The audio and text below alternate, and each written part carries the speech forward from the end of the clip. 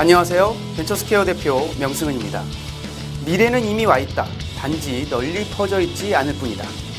윌리엄 깁슨이 한 말이죠. 여러분의 미래는 이미 현재에 와 있습니다. 이제 그 미래를 널리 퍼질 수 있도록 하세요. 눈앞이 아닌 더 먼 곳을 준비하는 치열한 고민과 노력은 당신의 미래를 더욱 빛나게 합니다. 아이디어가 있나요? 해보고 싶은 게 있나요? 지금 당장 시작하세요. 이 캠페인은 미래창조과학부와 정보통신산업진흥원이 함께합니다. 아니 김서방, 자네 설마 공인중개사 시험 또 치나? 장모님 이번엔 진짜 확실하다니까요. 아이고 난 몰라. 이젠 더 뒷바라지 못하네. 무크랜드와 함께라면 한 번에 합격할 수 있다고요. 수석 합격생만 3번이나 배출한 최고의 기본서에 9단계 커리큘럼까지, 게다가 결제 없이 강의 전체를 무료 수강할 수 있으니 걱정은 안 하셔도 돼요. 아니 그렇게 좋은 걸 왜 이제 한 거야? 거기가 어디라고? 공인중개사 전광자 무료 무크랜드. 장모님도 무크 하실래요?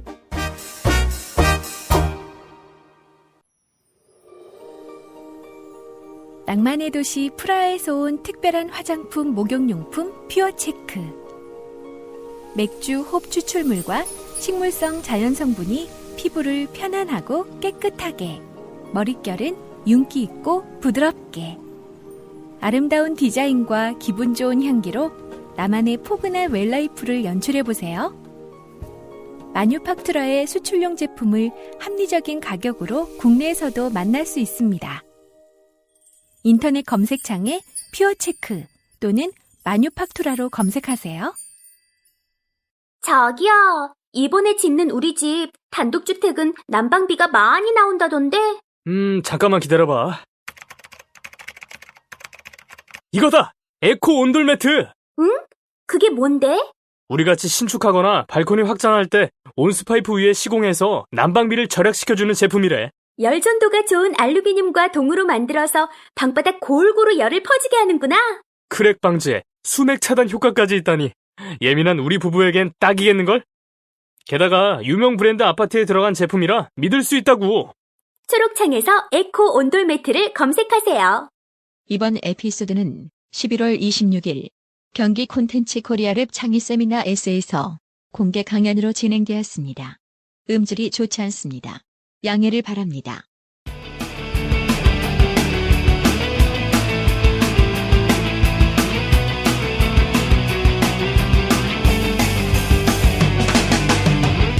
살면서 누구나 한 번쯤은 궁금해하지만 아무도 정확히 알려주지 않는 주제들을 선정해서 얕게 한번 파보겠습니다. 지적 대화를 위한 넓고 얕은 지식, 줄여서 지대너비안 79회 공개방송 인문학과 인간의 도덕 지금 시작합니다.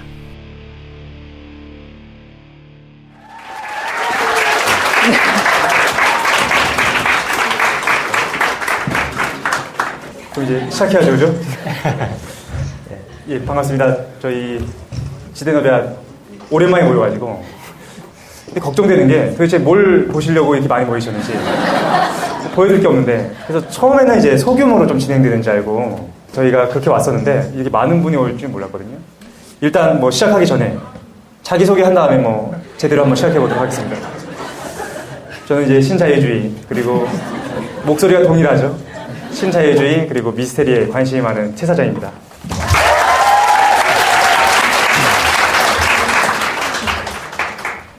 안녕하세요. 김도인입니다. 저는 명상이랑 동양 철학을 담당하고 있습니다. 네. 김도인이 실제로 사진에서 봤던 거랑 많이 다르죠? 아닌가요? 똑같나요? 예, 알겠습니다. 네. 그 다음에 저는 덕을 담당하고 있는 덕이 많아서 요즘 덕실이라고 옆에서 말을 해줘서 그렇게 밀고 있습니다. 반갑습니다. 저희 과학이랑 종교 담당하고 있죠. 예, 이 세상에 대한 의문을 죽참으로 승화시키고자 하지만 항상 카드빚과 대출 이자에 시달리고 있는 깡세인입니다. 반갑습니다. 깡세는 어저께 다리 삐우셨다면서요? 네? 어저께 다리 삐우셨다고. 다리를 제가 삐었어요. 그 빵 사러 가다가 빵집 앞에서 신나가지고 뛰다가 그래서 물어봤어요. 빵 사러 가는데 왜 도대체 다리가 삘 수 있냐? 그랬더니 신나서 그랬다고 그 얘기를 아까 전에 들었습니다. 다들 괜찮으세요? 예, 많이 좋아졌습니다. 네. 그래서 오늘 저희 경기 콘텐츠 코리아 랩에서 진행업야 공개 방송을 진행하게 됐습니다. 오늘 저희가 준비한 거는 뭘 할지 좀 고민을 했어요. 공개 방송인데 뭔가 특별한 걸 해야 되나? 그래서 여러 가지를 준비했었습니다. 그런데 원래 하던 거 하자라고 해가지고 윤리와 도덕에 대한 얘기를 할 예정입니다. 주제를 알고 오셨나요? 미치셨군요. 이걸 뭐 들을 게 있다고 이걸 윤리랑 도덕이 하는데. 아니, 여기 1시간 동안 해야 되는데 시간 제한을 크게 받지 말고 편안하게 하면 된다고 얘기를 들었거든요. 근데 여기 앞에 좀 모니터를 보니까 60부터 시작해서 지금 초가 1초씩 내려가고 있어요. 위로 올라가는 게 아니고 57초 8, 7 이렇게 줄고 있거든요. 저희 마이너스까지 갑니다. 걱정 안 하고. 마음이 좀 불안하게 하는. 그래서 오늘 저희가 준비한 주제는 그 악의 평범성, 그 다음에 도덕성에 대한 얘기를 저희가 준비했습니다. 무거울 것 같죠? 무겁습니다. 무거운 얘기를 좀 진행해 볼까 준비했습니다. 다음으로 바로 넘어가 보도록 할까요? 시간이 많지 않으니까 바로 주제로 넘어가면 저희가 준비한 게 인문학과 인간의 도덕에 대한 얘기를 할 거고 아부그라이브 수용소에 대한 얘기부터 좀 시작해서 오늘 준비된 내용을 얘기할 텐데 크게 세 부분으로 나눠져 있습니다. 오늘 얘기할 거는 첫 번째 아부그라이브 수용소에 관련된 내용이 있었어요. 그래서 그 얘기를 먼저 같이 잠깐 들어보신 다음에 현실적인 얘기거든요.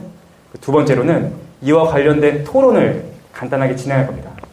마음 같아서는 다 같이 토론하고 싶은데 지금 여건이 그렇지 않아가지고 저희들끼리 간단하게 토론을 하게 될 거고 세 번째로는 이 아부그라이브 수용소에 대한 어떤 해석이 있어야 될 것 같아요. 이게 도대체 어떤 의미가 있는가.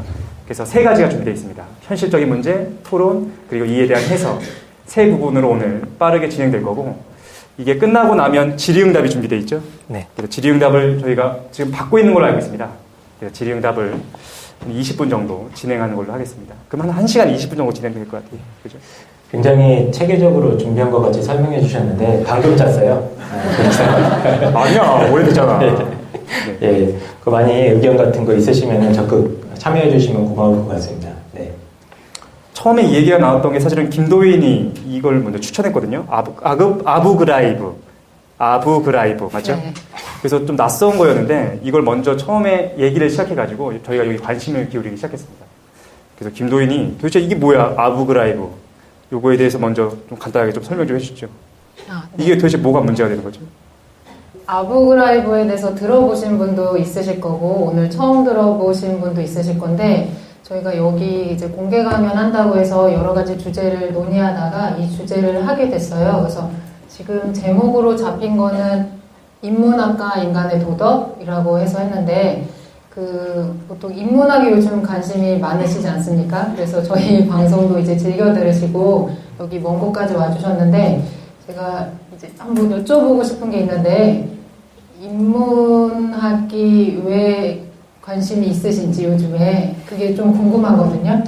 근데 혹시 여기 문사철 전공하신 분들 있나요? 문학이나 사학, 철학, 순수 인문 분야 전공했다. 혹시 손 들어주실 수 있나요? 굉장히 극소사. 네. 여기 한교기 때문에 저희가 한교 토큰밸리에서 진행하고 있습니다. 네네. 네, 보통 문사철 전공자가 되게 극소수기도 한데 저희가 요즘에 인문학 열풍이 분지가 꽤 됐잖아요. 그리고 유명하신 연사분들이 나오셔서 인문학을 해야지 성공할 수 있고 요즘 시대적인 조류도 인문학 중심적으로 돌아가고 있다라고 하는데 실제로 문사철 전공자분들에게 한번 여쭤보고 싶은데 선생님께서는 네, 문사철 전공하셨다고 하셨는데 어떻게 문사철을 전공하시니까 정말 인생에 대해서 성공이 보장되고 획기적인 승승장구하는 삶이 펼쳐진다라고 생각하시는지 한번 네. 네. 네, 저는 영문학과를 졸업했고요. 네네. 사실 어떤 의지보다는 사실 대입이라는 게 본인의 의지와 관계없이 전공을 선택하게 되는 경우들이 좀 있어서 선택하게 됐는데, 근데 의외로 뭐 문학이다, 또는 철학이다, 사학이다 하면은 취업 좀 어려울 것 같다 이런 경우 많지만 실제로 제 동기나 어떤 선후배들을 보면은 의외로 영화 감독을 하시는 분도 있고, 저 같은 경우는 이제 광고 대행사에서 일을 하고 있는데 광고 네. 쪽에서 일하시는 분들도 있고, 네. 어찌됐든 크리에이티브와 관계된 쪽에서 생각보다 일을 많이 하고 계시는 것 같아요. 네. 뭐 전공하시는 곳에서 거기서 이제 뭐 어떤 취업을 하기 어려운 건 사실이지만 오히려 범용적인 그 역량들을 더 많이 갖추시고 그 사회에 진입하시는 것 같습니다. 아, 네네. 제가 질문 대상자를 잘못 고른 것 같습니다.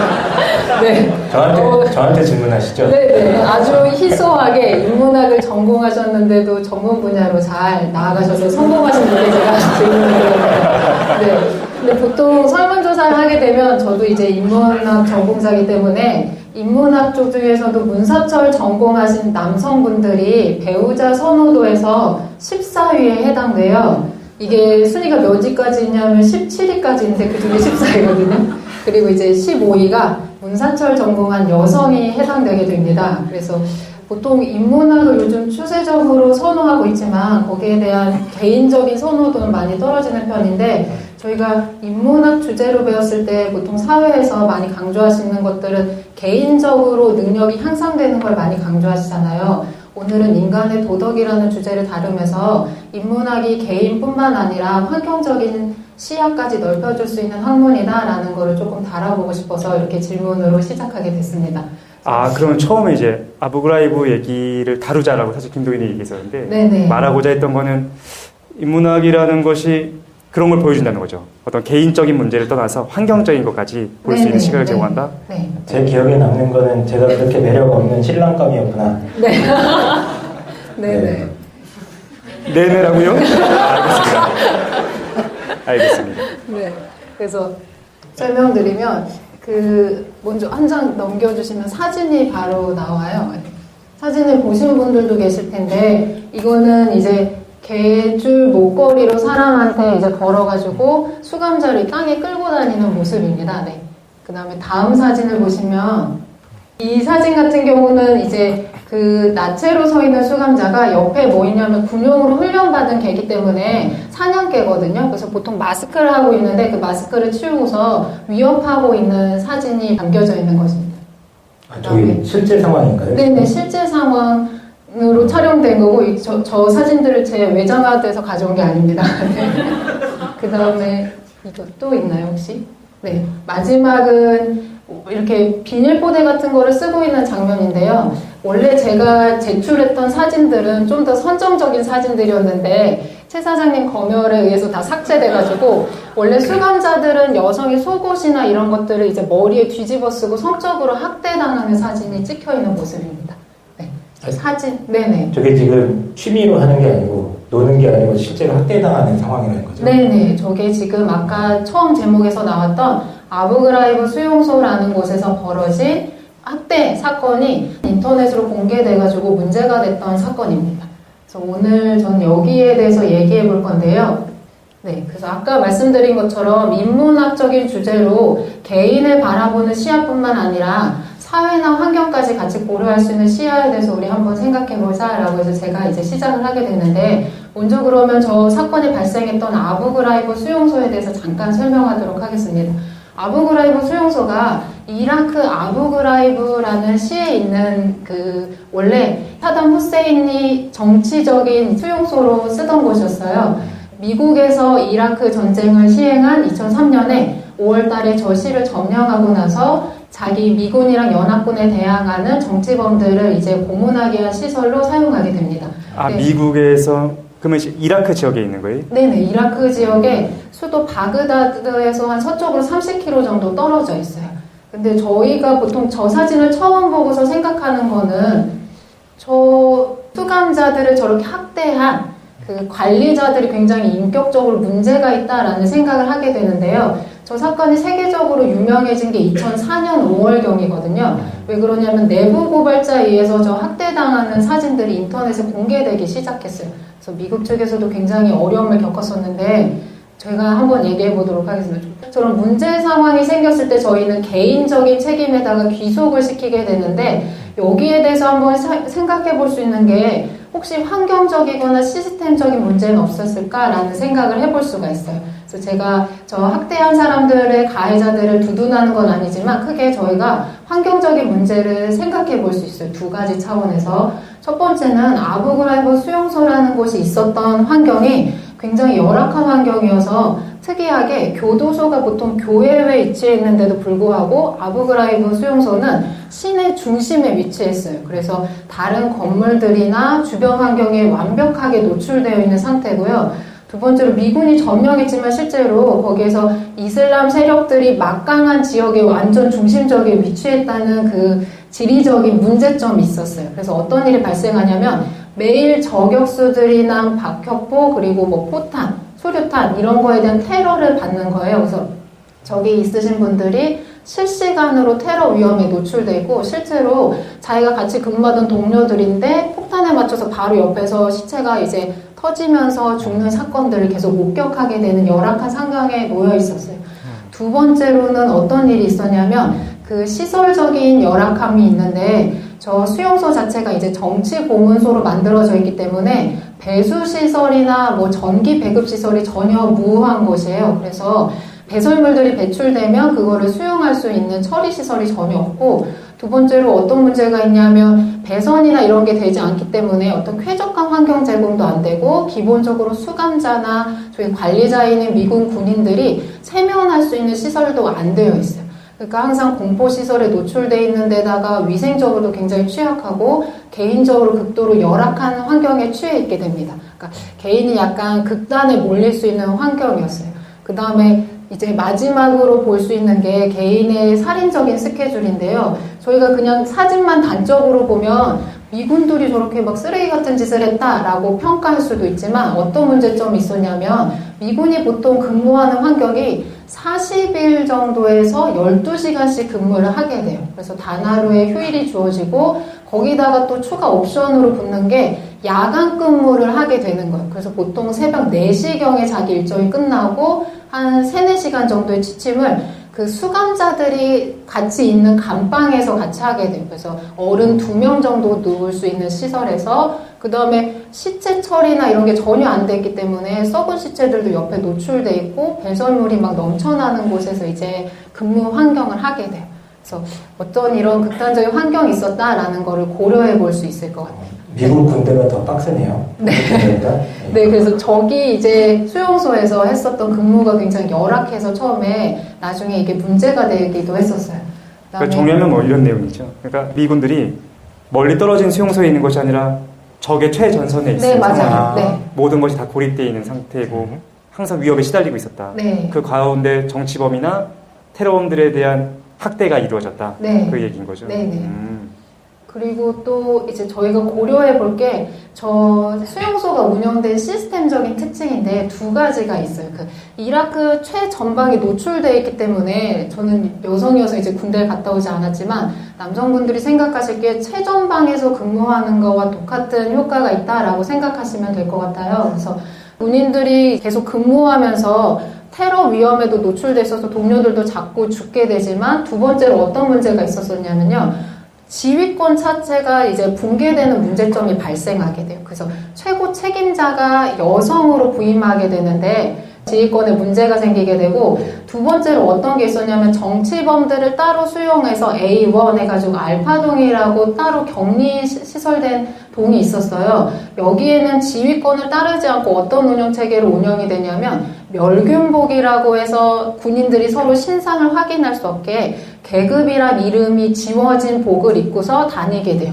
왜 그러냐면 고문을 수월하기 위해서 상대편 이제 이슬람 적군들한테 미군들의 신분을 노출하지 않고서 효과적으로 신문하기 위해서 이 사람들의 개인적인 신상을 지우게 되는데 이러니까 뭐가 문제가 생기게 되냐면 군대에서는 지휘 체계가 굉장히 중요하다고 들었는데 지휘 체계를 알 수 없게 되는 거예요. 그러니까 무질서한 되게 혼란 상태가 펼쳐지게 되는 문제점이 있었어요. 그래서 지금 극단적인 근무 환경과 무질서가 허용된 이제 근무 환경이 펼쳐지면서 어떤 일이 발생하게 되냐면 개인 사병들이 그 고문이나 신문 목적으로 하는 게 아니고 야간에 수감자들을 단순히 놀이 목적으로 저렇게 학대하는 사진들을 계속 찍어서 서로 주고받는 일이 발생하게 되는 거예요. 그러니까 저 사진 자체를 자기들끼리 찍고 공유하면서 인스타그램에 올리고 네네. 이런 느낌이었나 봐요. 네네. 그때 전리품처럼 찍으면서 자기들끼리 서로 주고받은 거예요. 네. 인스타그램에는 안 올렸겠죠. 네네, 아직. 그게 이제 내부 아직 안 관리자에 올렸군요. 가서 네네. 밖으로 나온 거고. 네네. 저희가 이게 이제 녹음 방송으로 나가기 때문에 저희 사진에 대한 거를 많이 보지도 않고 많이 말하지는 못하고 있는데 실제로 김도인이 얘기했잖아요. 검열했다. 근데 실제로 검열했습니다. 그러니까 아부그라이브와 관련된 사진들, 유출된 사진들을 보면 좀 끔찍한 것들이 많아요. 근데 저희가 본 거는 그 중에서 좀 완화된 거를 좀 봤는데 실제로 문제가 됐던 것 같아요. 그러니까 어떤 정말 목적이 있는 것이 아니라 이 사람들에 대해서 아까 김도인이 얘기했던 것처럼 어떤 재미나 그런 걸로 진행된 면이 없지 않아 있었다라는 거죠. 네네. 그리고 실제로 이 가해자들 군인들이 처벌을 받게 되는데 미군 재판에 회부되었을 때 진술로 뭐를 얘기하게 되냐면 그냥 놀이였었고 흥미였었지 어떤 뭐 되게 계획적으로 주도 면밀하게 주도한 학대가 아니었었다라고 이제 자기들이 진술하게 돼요. 아, 스스로 진술할 때 놀이였다라고 얘기했다는 거죠. 그래서 아까 사진에 찍혔던 그분들이 이제 가장 중형을 받았던 사람들이거든요. 그래서 가장 많이 받은 사람들은 뭐 프레데릭 해가지고 총 책임자는 8년 정도 구형을 받게 되고 가장 적게 받은 사람도 한 여성 병사가 있어요. 일반 사병이 그분이 한 3년 정도에 대한 감형을 받게 됩니다. 근데 이게 구형이 아니라 실형을 받았던 거죠? 네, 실형이어서 실제로 미군한테 내려진 실형치고는 굉장히 큰 형량이라고 이제 그때 당시 판결이 나왔었어요. 네. 원래 그 학교에서 왕따를 시킨다든가 하는 사람들도 이야기해보면 아이 친구끼리 그냥 노는 거였고 이렇게 하는 거였지 내가 얘를 정말 학대할 생각으로 때린 건 아니었다 이렇게 얘기를 하겠죠. 비슷한 상황이 이제 벌어졌었고 저기서도 우리가 쟤네들을 뭐 죽이고 싶다든가 정말 개인적으로 미워서 그런 게 아니고 그냥 좀 논 거예요. 이렇게 얘기를 했었을 거다. 했었다. 이걸 말씀하신 거죠. 그리고 실제 미국에서 재판은 개인 사병한테만 하고 저 아부그라이브 수용소를 폐쇄하거든요. 그 결정은 뭘 보여주냐면 실제로 이거는 미군 전체 문제가 아니고 저렇게 인간성이 타락하거나 아니면 범죄 성향이 있는 일부 개인들이 일탈한 행동이지 그래서 걔네들만 처벌하면 문제가 사라질 거다라는 걸 보여주게 돼. 그래서 실제로 이게 전 세계로 너무 문제화됐던 거기 때문에 판결도 한 10년에서 8년 정도에 대한 그 되게 과도한 형량을 내리게 되는 문제점이 발생했어요. 근데 이게 왜 문제가 되냐면 미군 측이 내렸던 판결은 썩은 사과라고 해서 우리가 어떤 썩은 사과를 보면 무슨 책임을 질 수 있냐면 이 사과는 원래 날 때부터 썩어 있던 거야. 그렇기 때문에 얘는 썩을 수밖에 없어 라고 해서 모든 책임을 개인에 귀속시키는 입장이 있거든요. 근데 이거를 비판하고 나섰던 게 짐바르도 교수라고 해서 보통 영화로도 보신 분들이 있을 텐데 스탠포드 감옥 실험이라고 하는 실험을 한 교수가 있어요.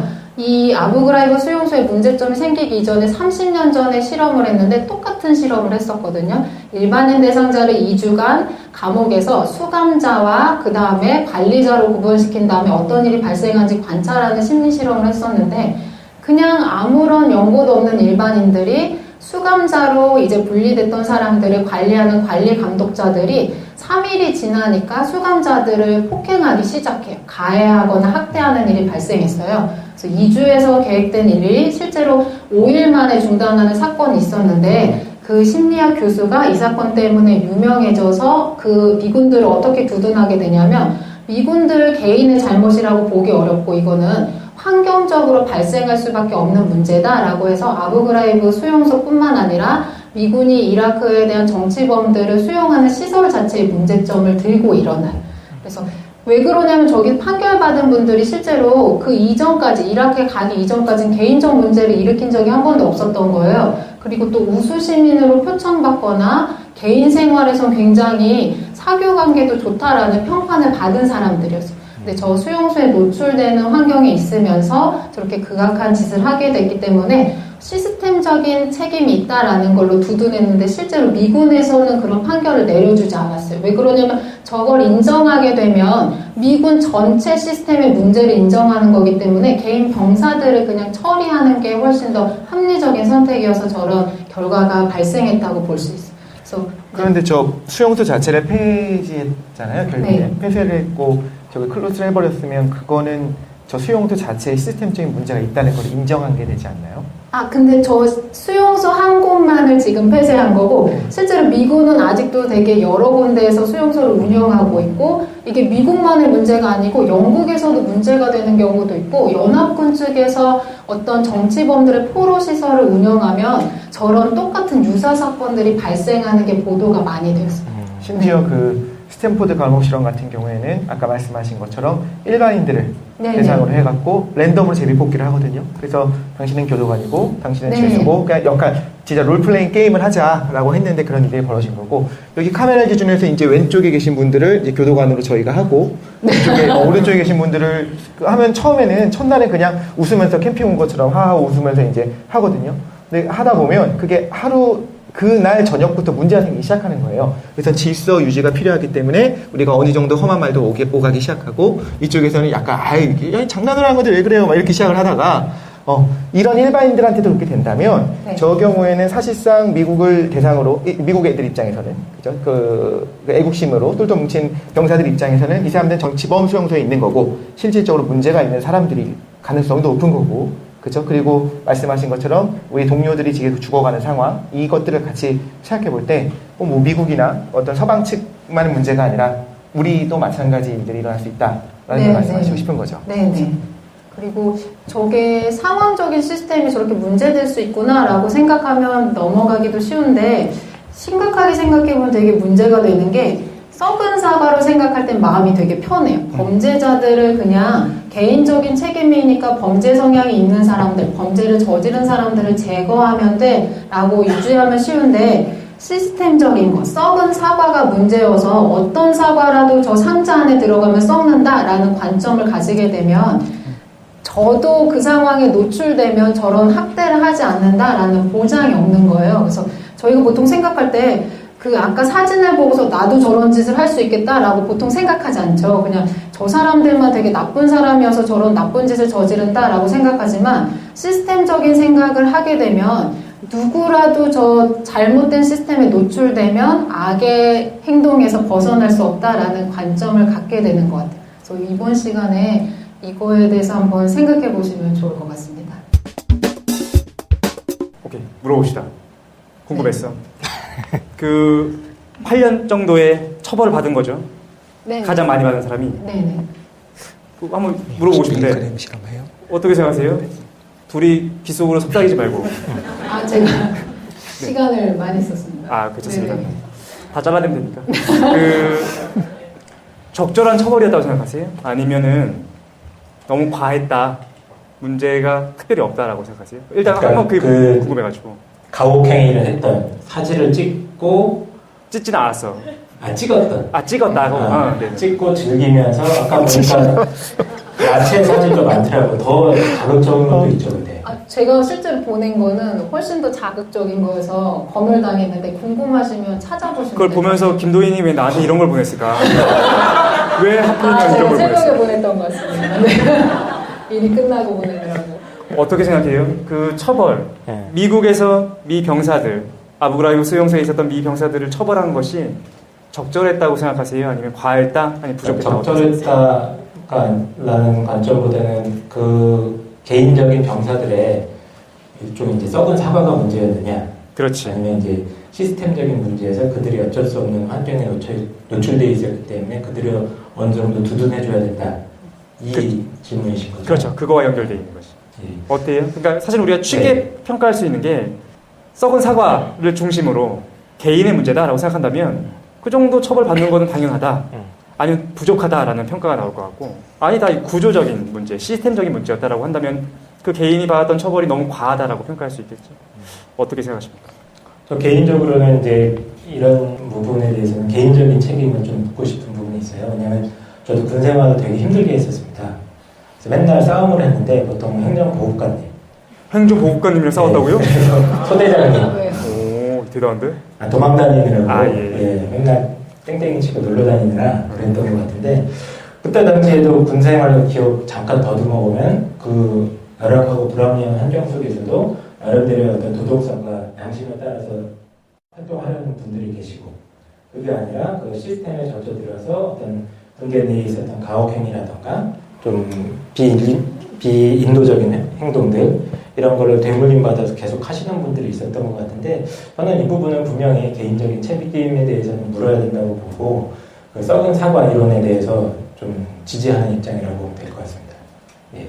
덕실이는 어떻습니까? 질문이 네. 질문 뭐였죠? 엎드려. 잠깐만 거예요 지금. 그러니까 그거죠. 그 병사들, 미 병사들에 대한 처벌이 적절했느냐. 처벌. 그렇지. 처벌 8년 받으면서. 그죠? 적절한가? 머릿속으로 뭔 생각하고 있는 거야? 네. 처벌이랑 윤리를 아까 말씀하셨어갖고. 사실 처벌의 수위를 먼저 물어본 다음에 그들을 도덕적으로 비판할 수 있는가를 두 번째로 다시 물어볼 것 같아요. 네. 그래서 처벌만 말씀을 드리면, 그래서 뭐 법과 원칙에 따라서 했겠죠? 그래서 이제 저는 처벌을 해야 된다고 생각하는 입장은 맞아요. 처벌을 해야 돼. 그러니까 8년 정도가 적절했다. 그게 적절해서 어떻게 아냐고 내가. 일단 처벌은 해야 되는데, 그러니까 우리가 심리적으로 알잖아요. 우리가 어떤 법을 전공하거나 그런 건 아니지만 심리적으로 우리가 느낄 수가 있다고. 더 많은 처벌을 해야 되나, 더 적게 처벌해야 되나. 이걸 하나 비교 기준점으로 들 수 그렇지, 있는 게, 그게 네네. 그래요? 과도한 형량이었다고 평가하는 게 뭘 척도로 드냐면 미국이 이제 베트남에 대해서 이제 전쟁을 참가했을 때 베트공을 수색하다가 실패해서 밀라이라는 마을에 가서 미군들이 어떤 일부 부대가요. 밀라이라는 마을 500명을 학살한 사건이 있었어요. 기관총으로 난사해서 죽이거든요. 일반인들인데. 그 다음에 뭐 강간도 하고 배를 갈라서 창자도 꺼내고 막 시체 껍질도 벗기고 이런 극단적인 학살을 이제 주도하는 게 문제가 된 적이 있었어요. 근데 여기 중에서 그 부대가 다 처벌됐던 게 아니고 책임자였던 그 책임자에 대한 병장이라고 할까요? 제가 군대 체계를 몰라서. 책임자. 네, 책임자라고 할게요. 책임자인 분만 어떤 형량을 받았냐면 3년 8개월 정도 형량을 받는데 이 사람들이 300명을 주도적으로 학살했다라는 명목으로 처벌받아요. 300명 학살인데도 3년 8개월이고 감옥에 수감된 건 아니고 그냥 일반 막사에서 군인으로서 복역하는데 연금을 타면서 그냥 생활하는 거예요. 그러니까 이거랑 비유하면 저렇게 학대하고서 한 1년 정도 안 되는 시간 동안 그냥 장난으로 사진 찍은 건데 8년에서 10년까지 받은 사람들이 있거든요. 그거는 좀 과도하다라는 평가가 일부 나왔어요. 네, 이런 게 필요했었습니다. 그럼 어떻게? 그러니까 비교 기준이 생겼어. 우리나라의 경우에도 이제 생각을 해보면 사람을 죽였음에도 불구하고 실질적으로 뭐 6년 이상 나오는 경우도 많지 않잖아요. 실제로 그렇고 또 이제 해외에서 저지른 일이 되는 거고 물론 해외에서 같은 미군을 상대로 혹은 미국 국민들을 상대로 한 것이 미국 시민을 상대로 저지른 게 아니라면 보통은 어떤 식으로 하기도 하냐면 그냥 추방을 한다든가 이제 소환을 시키죠. 본국으로 들어오는 정도인데 그게 아니라 8년이 나왔다고 하는 거는 약간의 꼬리 자르기 느낌이 살짝 나기도 하네요. 그죠? 얘네들이 너네 진짜 나쁜 애들이었어. 이런 나쁜 일을 저지르다니 라고 하고 시스템에 대한 어떤 반성이 거의 없는 게 아닌가 싶은 생각도 들고 그래서 저도 이 이야기랑 같이 생각을 해보면 좀 과한 게 아닌가 싶은 생각이 드네요. 김도희는 이 처벌에 대해서 어떻게 판단하죠? 저는 개인적 처벌이 내려진 건 굉장히 타당하다고 생각해요. 물론 시스템적인 문제가 있기 때문에 제도적인 개선이 같이 이루어져야 되지만 거기에서 개인의 처벌이 자유로울 수는 없다고 생각해요. 왜 그러냐면 저 극악한 시스템적인 문제점에 노출돼 있었지만 처벌받은 사람은 실제로 7명인데 그 사람들 외의 사람들도 있거든요. 똑같이 행동하지 않는 개인들이 있는 거예요. 발레들을 봤을 때 어떤 상황을 생각해 볼 수 있냐면 제도적인 문제도 반드시 병행돼야 되지만 두 번째로 똑같이 되게 극단적인 문제를 일으킬 수 있는 시스템이라고 해도 모든 개인이 거기에서 범죄를 일으키는 건 아니기 때문에 개인적인 처벌에 대해서 면죄부를 주면 안 된다고 생각해요. 일단 처벌에 대한 내용은 들었습니다. 그렇죠? 네. 깡쌤하고 김도희는 개인적인 문제가 크다라는 것 같아요. 덕실이는 좀 과했다. 구조적인 문제가 더 크다 이거지? 네, 처벌을 해야 된다는 거에 저는 당연히 동의를 하고요. 개인적인 문제가 당연히 있고 그거에 대해서는 어떤 모습으로든 그러니까 실질적으로 뭐 시범 케이스가 되더라도 전 처벌을 해야 된다는 건 맞다고 봅니다. 그런데 이제 8년을 아까 과하냐고 물어봤잖아요. 저한테는. 그냥 과하다고 대답을 했는데 마치 뭐가 됐냐면 저는 저 사람들은 죄가 없다라고 주장하는 거죠. 너무 깐깐하게 생각하지 말고 대충 이해해. 두 번째 물어보겠습니다. 두 번째는 뭐냐면은 처벌에 대해서 물어봤죠. 사실 우리가 구분해야 되는 것 같아요. 어떤 정치적인 처벌이라는 것과 도덕성이라는 걸 좀 구분해서 봐야 되니까 두 번째로 여쭤보고 싶은 건 이제 도덕성이죠. 그들은 악마인가? 그 미국 병사들이 악마인가? 아니면 부도덕한가? 어떻게 도덕적으로 비난받아도 괜찮다라고 생각하세요? 아니면 도덕적으로는 비난할 수 없다. 처벌은 할 수 있겠지만 저는 사진만 봤을 때는 악마라고 볼 수 있을 것 같아요. 사진만 딱 본 순간 저도 그 생각이 저런 사진을 원래 잘 못 봐요. 저 아부그라이브 수용소 학대 사진 같은 것도 제가 사실은 기사 같은 거 떠도 안 보고 그랬거든요. 제가 좀 마음이 약한 사람이라. 근데 지금 딱 보니까 끔찍한 것 같고 사진만 봤을 때는 저런 쓰레기 같은 놈들을 다 창으로 해야 되는 거 아닌가 하는 생각이 들 정도일 것 같아요. 창으로요? 네. 그 미군 병사랑 뭐가 달라? 어쨌든 알겠습니다. 일단은 개인적으로 부도덕하다라는 거지, 그지? 덕실이는요? 도덕 관점에서요. 저는 언제나 이런 비슷한 주제들 저희가 좀 다룬 적이 있었던 것 같거든요, 사실은. 그때마다 이야기했었는데 저는 시스템적인 문제가 너무 크다고 생각하고, 그래서 처벌해야 되는 것도 맞고 너희 잘못했어라고 얘기해야 되는 것도 맞는데, 너희들은 우리랑 다르게 타자화시키면서 너희들은 악한 사람이야, 나는 아닌데 이렇게 얘기하는 건 부당하다고 생각합니다. 그 사람들은 악마였던 것이 아니고 잘못된 장소에 잘못된 시간에 있었던 것이 굉장히 크다고 생각하고요. 도덕적으로는 비난받기 어렵다. 그렇죠. 도덕적으로 비난하기는 힘든 부분이 있고 그 시스템을 좀 고쳐야 되지 않나 생각하는 입장. 김도희는?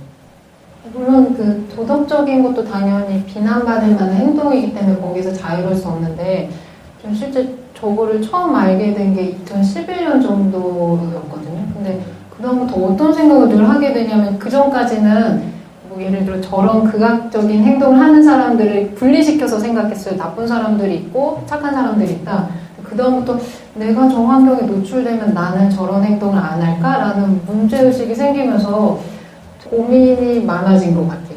네. 도희님이 나쁜 사람일 수 있잖아요. 네네, 그 생각을 해보게 된 것 같아요. 근데 저렇게 끔찍한 일을 하진 않을 거다라는 확신이 늘 있었는데, 나도 저런 환경에 노출되면 똑같이 행동할 수 있지 않을까라는 거에 대해 생각하게 되고. 아니, 도희님이 그냥 나쁜 사람이었을 수도 있고, 도희님이 썩을 사과할 수 있다는 거지. 그 얘기를. 태어났을 때부터. 네. 아직 확인을 못했는데. 아니, 지난 방송에서 했어요. 지옥 가시잖아요.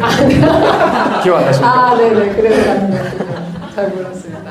네. 일단 그러면 이제 고민 중에 있다는 거죠. 그 개인을 예전에는 선과 악으로 이분법적으로 봤었는데, 네. 지금은 구조적인 문제가 더 클 수도 있다라는 생각을 한다는 거예요. 네네. 그 스탠포드 감옥 실험에 다시 예를 들어보면, 이쪽을 제가 그 간부들로 하고 이쪽을 이제 죄수들로 롤을 정했는데, 그냥 최 소장님은 반대로 이쪽을 간부로 하고 이쪽을 죄수로 했을 수 있었거든요. 근데 스탠포드 감옥 실험을 통해서 그 실험을 했었던 사람도 물론 비판을 받았겠지만, 거기서 어떻게 그렇게 그냥 롤플레잉이었을 뿐인데 어떻게 이렇게 학대 행위를 할 수 있었냐라고 그 교도관들한테 비난이 있었을 거 아닙니까? 근데 반대의 롤이었으면 죄수였던 사람들이 그 일을 했을 수 있는 거예요. 언제나 근데 가능성이죠. 할 거다라는 건 아니고 그 부분에 또 집중하신 게 깡 선생님인 건데, 그렇게 생각을 한다면 좀 생각을 바꿀 수 있지 않을까. 사실 다 그렇죠. 우리가 극단적으로 개체의 문제냐 아니면 구조의 문제냐, 극단적으로 나눌 수 없고 사실 섞여 있긴 한데, 사실은 누구나 다 섞여 있다고 생각하는데 어떤 게 더 크게 작용하는가에 따라 달라질 것 같아요. 근데 저는 개인적으로는 도덕적으로 비난할 수 없다고 생각해요. 그리고 어떤 면에서 보면 문제가 될 것 같은데, 전쟁 상황이었고 그렇다고 한다면 장려까지는 아니겠지만 그런 상황이 충분히 있을 수 있다라고 고려해야 되는 건 아닌가라는 생각이 갑자기 들었거든요. 왜냐하면 극도의 스트레스 상황이라고 얘기했잖아요, 그죠? 그리고 동료들이 죽어가고 있었어. 어떤 상황일 거냐면은 자신의 나약함에 대해서 끊임없이 스트레스를 받고 있는 상황이었을 거야. 내가 나약하기 때문에 얘들한테 잠식당할 수도 있을 거고, 내 동료들이 죽어가고, 어떻게 보면 그들은 윤리적인 측면에서 내가 그들을 짓밟고 그들한테 모욕감을 줌으로써 동료들한테 무엇인가 비전을 보여준다거나 아니면 희망을 심어준다거나 도덕적인 이유에서부터 발생할 수도 있지 않을까? 그런 생각이 갑자기 들었어요. 최 사장도 지옥 갈 것 같습니다. 예, 알겠습니다. 같이 갑시다. 지옥에 이건 자르지 않을 걸로. 근데 이제 가장 이제 나머지가 뭉칠 수 있는 유리같이 위험한 상황이지만 어떤 일부 사람들이 친해질 수 있는 계기 중에 하나는 뭐냐면, 일부를 적으로 만드는 거예요. 그래서 그 사람을 따돌림을 시키고 우리끼리 이제 으쌰으쌰하면서 이 사람들을 적으로 이렇게 손가락질하기 시작하면 나머지는 이제 하나가 될 수 있거든요. 그리고 모든 문제를 그쪽에 투사할 수 있는 거고. 그러니까 그렇게 생각하자면 이제 시장님의 의견은 그런 거죠. 저쪽을 철저한 악으로 규정하고, 그쵸, 그러니까 전쟁 상황이니까. 그렇죠. 네네. 그래서 우리끼리 뭉칠 수 있고 우리들의 어떤 의지를 불태울 수 있고. 그러니까 우리가 이제 근현대 사회에 들어서면서 도덕성에 대해서 어떻게 나누기 시작했냐면은, 모든 사람들이 동일한 권리를 갖고 있다라는 걸로 도덕성이 규정되기 시작합니다. 모든 사람들을 나처럼 돌봐야 된다는 거야. 그런데 실제로 인류 역사 전체를 놓고 보면 그렇진 않았어요. 지켜야 되는 나와 관련된 사람, 우리 사람들에 대해서 지키고 타자에 대해서는 엄격히 다루는 것이 도덕적인 경우도 있었거든요. 우리가 그런데 그 본성, 타자에 대해서는 악랄하게 다루고 우리 내부에 있는 사람들을 돌보는 그런 정서는 사실 아닌 것 같지만 우리 모두한테 다 남아 있습니다. 예를 들어서 아저씨라는 영화가 있었잖아요. 사실 저는 제대로 보지는 못하는데, 거기 보면 이제 주인공이 원빈이 나와서 맞나요? 막 총으로 쏘면서 이제 막 나쁜 사람들 막 죽이잖아요. 그걸 보면서 우리가 이렇게 생각하나요? 왜 사람을 죽이고 있어? 저렇게 하면 안 되는데. 나쁜 놈, 원빈 나쁜 놈. 이렇게 생각하지 않거든요. 우리는 뭐 하냐면은 쾌감을 느낍니다. 그게 정의롭다고 느낀다는 거죠. 우리는 악이라고 부정된 거에 대해서 탄압하고 제거하려고 할 때 그게 사실 본성에 더 맞는 건 아닌가. 최 사장님의 개인 의견입니다. 아니다. 사실은 이게 제 의견 아니고 문제될 것 같긴 한데 이런 의견도 있을 수도 있겠다라는 거죠. 악플 달리겠다 또. 제 역할하는 거예요. 역할을 그렇게 하고 있어요. 그런 건 아닌가 생각이 좀 들었어요. 근데 역사적으로 이런 게 유사한 사례도 사실은 많이 있었죠. 그죠? 이게 단 한 번만 있었던 일이 아니라 역사적으로 너무 많이 반복되는 것 같긴 합니다. 그거에 대해서. 지금 말씀하신 것처럼 그 인류 역사에서 나와 나의 어떤 집단들을 보호하고 그걸 위해서 다른 집단들을 배타적으로 이렇게 좀 죽이는 것까지도 오히려 우리 구성원 중에 한 명이 죽었으면 저쪽 구성원 중에 한 명을 마땅히 죽여야 되는 거고 심지어 거기서 죽임을 당하는 사람조차도 이걸 어떻게 보면 마땅하다고 생각하는 그랬었던 시기가 훨씬 더 길었죠. 그리고 그것 때문에 어떻게 보면 인류가 지금까지 생존했을 수도 있고 이런 시점에서도 바라볼 수가 있는 거죠. 그리고 도덕성을 사실 우리가 얘기하는 것처럼 개체의 문제와 전체의 문제, 개체와 구조의 문제로 다루기 시작했던 계기도 사실 역사적으로 있었습니다. 그죠? 그게 2차 세계대전 때 우리가 너무 잘 알고 있는 내용이 있는데 오버랩되는 것 같아요. 아부그라이브 수용소에 대한 내용과 이 내용이 오버랩되는 것 같아서 그거에 대한 얘기를 조금 더 진행해 보도록 하겠습니다. 네, 개토. 여러분들이 많이 알고 있는 내용일 수 있어요. 특히나 많은 분들이 이쪽에는 기본적으로 학교에서 배우기도 하고 그래서 기본적인 내용을 한번 소개를 하려고 해요. 지금 이제 20분 이하로 떨어졌기 때문에 원래 지금 한 40분 정도가 되어 있어야 되는데 간단하게 설명을 드리겠습니다. 나치 독일에 의해서 유대인들이 학살을 당했었던 그 일들을 설명할 때 제가 이제 철저히 중립적으로 또 어떤 통시적으로 역사적 상황과 왜 그런 일들을 했는지를 좀 간단하게 설명할 거예요. 근데 이거에 대해서는 너무나 이건 뜨거운 감정이기 때문에 여러 가지 해석들이 있을 수 있어요. 심지어 어떤 극단적인 사람들은 유대인들이 그렇게 많이 죽지 않았다. 600만이라고 우리가 이제 이렇게 이야기를 하는데 죽은 건 사실인데 그 정도는 아니다라고 이야기하기도 하고 지금도 여러 가지 이제 평가들이 있기 때문에 그 중에 가장 주류가 되는 이야기들을 간단하게 하려고 하고요. 이건 제 개인적인 내용은 아니고요. 모르겠어요. 최 사장님의 의견을 반영해서 해보도록 하겠습니다. 다 같이 지옥 가십시오. 들어봅시다. 그래서 2차 세계대전 당시에 그 홀로코스트에 대한 얘기를. 네, 홀로코스트 이야기를 하기에 앞서서 왜 그런 일들이 벌어졌는지를 좀 봐야 될 것 같아요. 우리는 가장 쉽게 이렇게 생각을 합니다. 당시 나치 독일에 독일 국민들 전체가 좀 미쳤었다. 어떤 사람들은 이렇게 생각하기도 하죠. 그 당시 독일 군인들이 미쳤었다라고 이야기를 하기도 하죠. 그런데 이제 그 이전에 그때 시대적 상황을 봐야 돼요. 어떤 상황들이 있었냐면 두 가지 정도를 말씀을 드리고 싶은데 유럽에서의 유대인들이 일종의 공공의 적이었어요. 좋아하지 않았어요, 사람들이. 또 뭘 생각할 수 있냐면 유대인들이 왜 그렇게 욕을 먹을 수밖에 없었는지를 또 유대인 편에서 설명을 할 수는 있거든요. 왜냐하면 기본적으로 유대인들에 대해서는 유럽에서는 유대인들을 좋아하지 않았어요. 유대인들은 항상 와갖고 어떻게 했냐면 자기들만의 공동체를 세우고 그 공동체 안에서 항상 너는 유대인이야. 그 유대인 아가씨와 결혼을 해야 되고 그 너는 유대교에 맞게 살아야 돼. 이런 교육들이 있었기 때문에 동화되지가 않았어요. 사실 기독교 이후로 이제 유럽이 기독교화된 다음부터 유대인들은 그렇게 좋아하지 않았습니다. 그리고 심지어 뭐 농사라든가 이런 생산수단을 점유하는 것 자체가 거의 불가능했기 때문에 어떻게 할 수밖에 없었냐면 돈놀이를 할 수밖에 없었어요. 일종의 그런 어떤 금융업에 종사하게 되고 그 실질적으로 굉장히 성실한 사람들도 많았기 때문에 그리고 그 성실함의 이유도 여러 가지로 찾아볼 수 있겠죠. 살아남기 위해서 우리가 배타적으로 살아남기 위해서는 우리끼리 뭉쳐야 되기 때문에 실제로 성공한 사람들도 많았죠. 그래서 이제 여러 가지 문학 작품들을 봐도 유대인들을 되게 배부른 돼지들, 나쁜 놈들로 묘사하는 경우도 많이 있었고요. 그 상황에서 1차 대전 직후에 독일이 졌잖아요. 그때 전쟁 배상금이 천문학적이었고 그때 인플레이션이 너무나 거의 역대급 인플레이션이 있었습니다. 그래서 감자 하나 혹은 빵 하나를 사기 위해서 거의 현금 따발을 이만큼 쌓아가지고 정말로 장작을 사는 것보다 돈을 태우는 게 더 쌀 정도로 그런 것들 다 배우셨을 거예요. 그 상황에서 너무나 먹고 살기 힘든 그런 상황에 히틀러가 나타나갖고 뭘 하기 시작하냐면 우리가 이렇게 힘들게 살고 있는 이유, 아리아인들이 힘들게 사는 이유는 다 유대인 때문이다. 그것은 단지 독일인들 뿐만 아니라 유럽 전체에서 유대인들이 기생충 같다 기생충 같이 우리의 어떤 생산 수단을 가지고 있는 우리의 땅에 들어와 갖고 동화되지 않고 계속적으로 우리의 피를 빨아먹고 살고 있다라고 주장을 하기 시작한 거예요.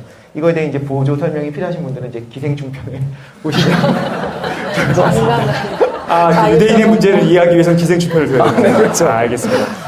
그리고 또 하나는 이제 과학 쪽에서 뭐가 나왔었냐면 우생학이 사실 과학에서 나왔다고 해도 뭐 될 것 같아요. 그렇죠? 그래서 종이 이제 진화하는 것들이 밝혀졌고, 그렇다면 인류의 미래를 정말 좀 우수한 인류를 가지고 신인류를 만들어 갖고 우리가 핑크빛 미래를 만들어 보자, 정말 우수한 인종으로 만들어 보자라고 했었던 것이 이제 우생학이었거든요. 그래서 이제 가장 아름다운, 어떻게 보면 좀 완벽한 어떤 남녀 한 쌍을 이제 모델로 세웁니다. 그래서 이 사람들이 아리아인들, 가장 이제 모범적인 사람들이야. 그래서 우리가 이 사람들 이런 모습이 되도록 우리의 인종 전체를 바꿔 나가자라고 이야기를 해요. 그럼 제거되어야 되는 사람들이 있는데, 그게 뭐냐면 아까 말한 기생충과 다름없는 유대인들, 혹은 뭐 집시들, 여기서 뭐 공산주의자들, 여호와의 증인, 뭐 이런 식으로 몇 명들을 잡았었습니다. 그건 이제 나치 독일에서 했던 거고요. 그 이전에 뭐가 있었냐면 장애인들도 인류의 적이라고 생각을 했어요.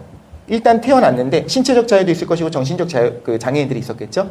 이 사람들이 있으면 안 되고, 이 사람들이 결혼을 해서 애를 낳게 되면 어떤 문제가 생길 수 있냐면 또 장애가 되물림될 수 있거든요.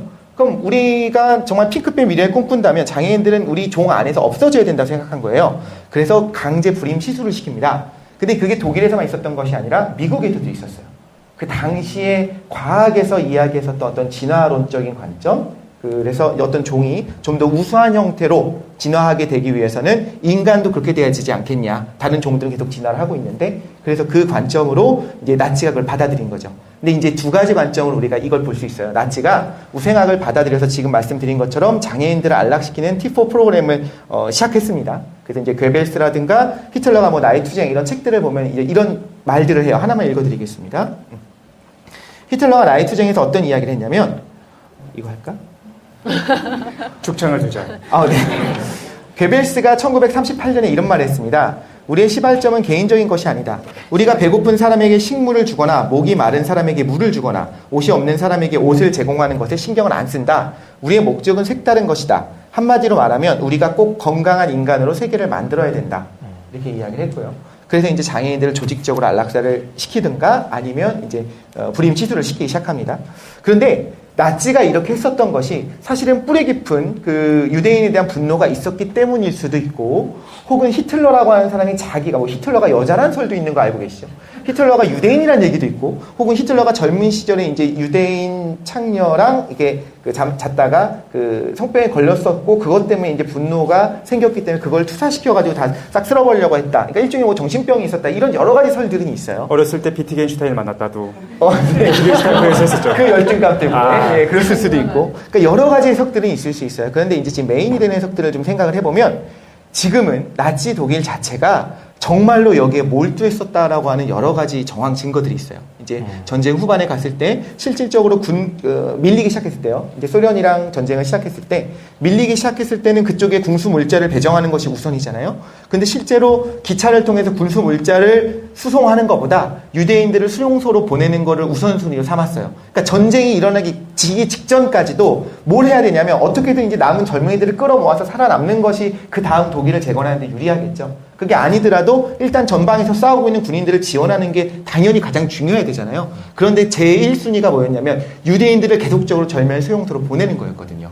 그래서 이게 국가 정책의 가장 중요한 부분, 정말로 자신들이 그걸 하는 것이 어떻게 보면 신이 내린 하나의 굉장히 중요한 사명이라고 생각했었다는 어떤 정황 증거들이 많이 있습니다. 전쟁이 끝나가는 순간까지도, 그렇죠. 지기 직전까지도 어떻게든지 우리 병사들 챙기는 것보다는 그렇죠. 유대인들 빨리 없애서 어쨌든 지들에도 인류애적인 사랑, 그렇죠? 네. 완성된 인간을 위해서 아주 높은 도덕성을 갖고 있는 거죠. 네.